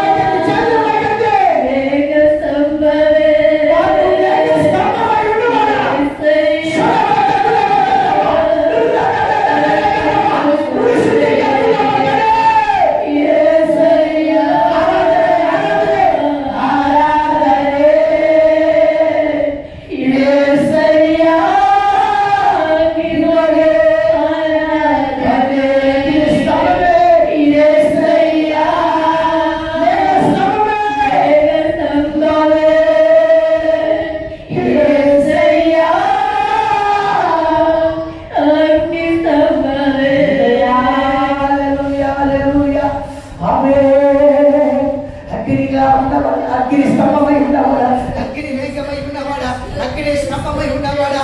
హల్లెలూయా హల్లెలూయా హల్లెలూయా. పరిశుద్ధాత్మ దేవుడా హల్లెలూయా హల్లెలూయా. Praise the lord. హల్లెలూయా హల్లెలూయా హల్లెలూయా. స్తోత్రమయ్యా హల్లెలూయా. Praise the lord. హల్లెలూయా హల్లెలూయా హల్లెలూయా. పరిశుద్ధాత్మ దేవుడా ఆమేన్ ఆమేన్ ఆమేన్ ఆమేన్ ఆమేన్. ప్రార్థన చేద్దాం. మన ఆత్మీయ ప్రయాణంలో, యెరూషలేము ప్రయాణంలో, కానాను ప్రయాణంలో నాకు అగ్ని మేఘం, అగ్ని స్తంభంగా నా పక్షంగా క్రీచి ప్రభా. వాక్యం ఒకసారి చదువుకుంటాం. నిర్గమరాసిన పుస్తకం 14వ అధ్యాయం. ఆ వాక్యం మీరు చేయబెట్టుకుని ప్రార్థించాను. ఇశ్రాయేలీయులకి మేఘ స్తంభం, అగ్ని స్తంభంగా దిగి వారికి ఎలాగైతే వారి పక్షంగా సహాయం చేశారు. మన ఆత్మీయ జీవితానికి, కానాను యాత్ర, యెరూషలేము యాత్రకి కూడా చదువుకున్న 14వ అధ్యాయం వినొచ్చు. 30-24 వచ్చింది. చేయబెట్టు ఒకసారి చదవండి. యెహోవా అగ్ని మేఘమై ఉన్న స్తంభము నుండి ఐగుప్తుల తండ్రి వైపు చూచి మన వైపు చూస్తున్న వారి వైపు ఆయన చూడాలి. నీ వైపు ఏం చూపిస్తున్నారో వైపు ఆయన చూడాలి. నిన్ను శపిస్తున్నారు వైపు చూడాలి. నీ నాశనం నా నాశనం కోరుకున్న వారి వైపు ఆయన మేఘ స్తంభమై దిగి వచ్చి వారిని చూడాలి. ప్రార్థన చేద్దాం. దేవుని వాక్యం ద్వారా ప్రార్థన చేద్దాం. శబ్దాల కరమా రిషది కరమాయా రుదదకే సమకర రిషది కరమకరమో రిషది కరమకరమాయా రుదదకే కరమకర. అయ్యా నిర్గమరాసిన కాదు 14గా అధ్యాయం 24వ వచనం ప్రకారంగా అయ్యా మాకు విరోధంగా లేచిన వారి వైపు మీరు చూచుదురుగాక, మీరు చూచుదురుగాక, మీరు చూచుదురుగాక. అగ్ని స్తంభముగా మా పక్షమున ఉండి మీరు చూచుదురుగాక అని ప్రార్థిస్తున్నామయ్యా. నిర్గమరాసిన కాదు, విమోచన కాదు, హత్తాంతులయ్యా 24వ వచనం కాదులవాగి దేవా సహాయం చేయమని ప్రార్థిస్తున్నాం. సహాయం చేసేది వరకే స్తోత్రములయ్యా, స్తోత్రములయ్యా. మీరు మాకు ఇచ్చే నూతన మనస్సు, నూతన రక్షణ, మాల మనస్సు, రక్షణ భాగ్యాన్ని, రక్షణ ఆనందాన్ని మేము అనుభవించడానికి ప్రభా, మా రక్తము చేత మాకు కలగబడిన అనుభవాన్ని కాపాడుకోవడానికి మేఘ స్తంభమై, అగ్ని స్తంభమై మా పక్షమై గెలిచేమని ప్రార్థిస్తున్నామయ్యా. మీరు ఐగుప్తును చూసినట్లుగా, ఐగుప్తును చూసినట్లుగా మనకు విరోధంగా వచ్చిన పాతాళపు శక్తులను మీరు చూసినందుకొరకే స్తోత్రమయ్యా. చెప్పడంతో ప్రార్థన చేద్దాం. మీరు చూసినందుకొరకే స్తోత్రమయ్యా, మీరు చూసినందుకొరకే స్తోత్రమయ్యా. చెప్పడంతో స్తుతిద్దాం. హల్లెలూయా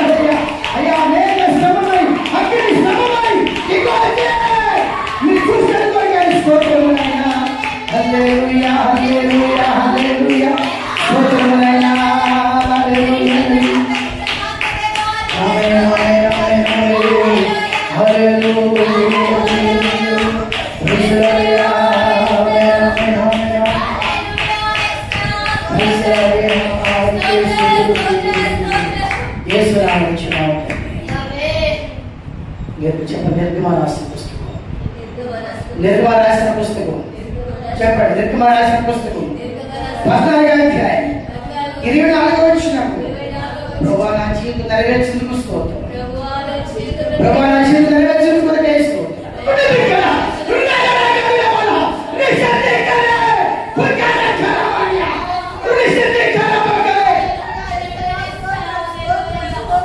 నెరవేర్చేందుకు కొరకే స్తోత్రం. నెరవేర్చేందుకు కొరకే స్తోత్రం. స్తోత్రమైన హల్లెలూయా హల్లెలూయా యేసురాయనా హల్లెలూయా. ప్రభునితో మా పక్షంలో తోడేవాడు కొరకే దేవునికి స్తోత్రం చేద్దాం. స్తోత్రం స్తోత్రం స్తోత్రం. తన దాసు నిలబెట్టుకొని మనకిచ్చిన చక్కటి ఆలోచన కొరకే దేవునికి స్తోత్రం చేద్దాం. స్తోత్రం స్తోత్రం స్తోత్రం. మారు మనసుని నూతన ఆత్మ నూతన మనస్సును కాపాడుకుంటానికి, రక్షణను కాపాడుకుంటానికి ఆయన మనకి అగ్ని స్తంభంగా మన పక్షం దేవునికి చేతులెత్తి స్తోత్రం చేద్దాం. స్తోత్రం స్తోత్రం స్తోత్రం స్తోత్రం స్తోత్రం స్తోత్రం స్తోత్రం. సంఘం జరిగే కుడి కొరకాయ స్తోత్రం చేద్దాం. స్తోత్రం స్తోత్రం స్తోత్రం స్తోత్రం స్తోత్రం స్తోత్రం స్తోత్రం స్తోత్రం స్తోత్రం స్తోత్రం స్తోత్రం స్తోత్రం స్తోత్రం స్తోత్రం స్తోత్రం స్తోత్రం.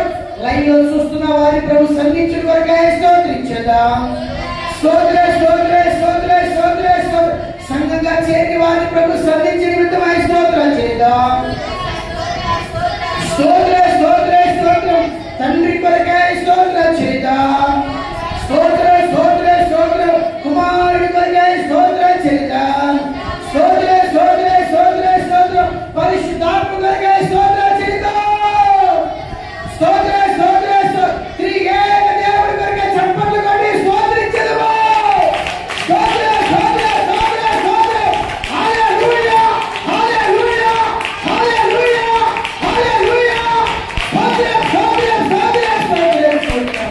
హల్లెలూయా హల్లెలూయా.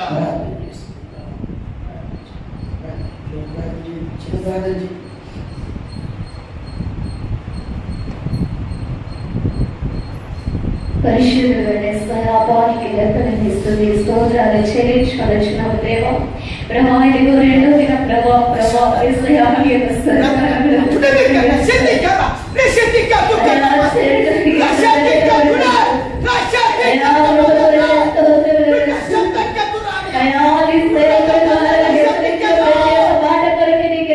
స్తోత్రాలు చెల్లించుకొనుచున్నాము దేవా. అయా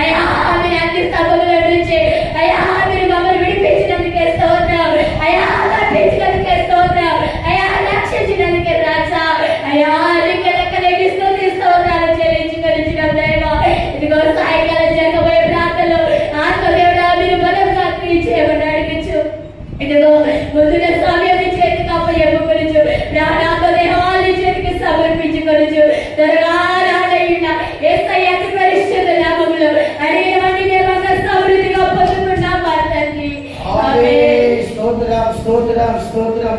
మన మధ్యలో ఉన్న గురువు విద్యాస్థానం నుంచి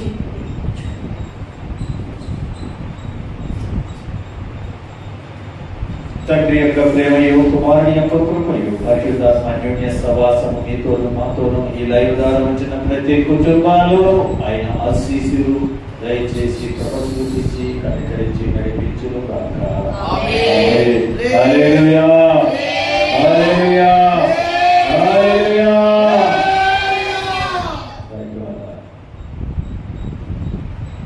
త్వరగా రండి. ఇంకా ఎక్కువ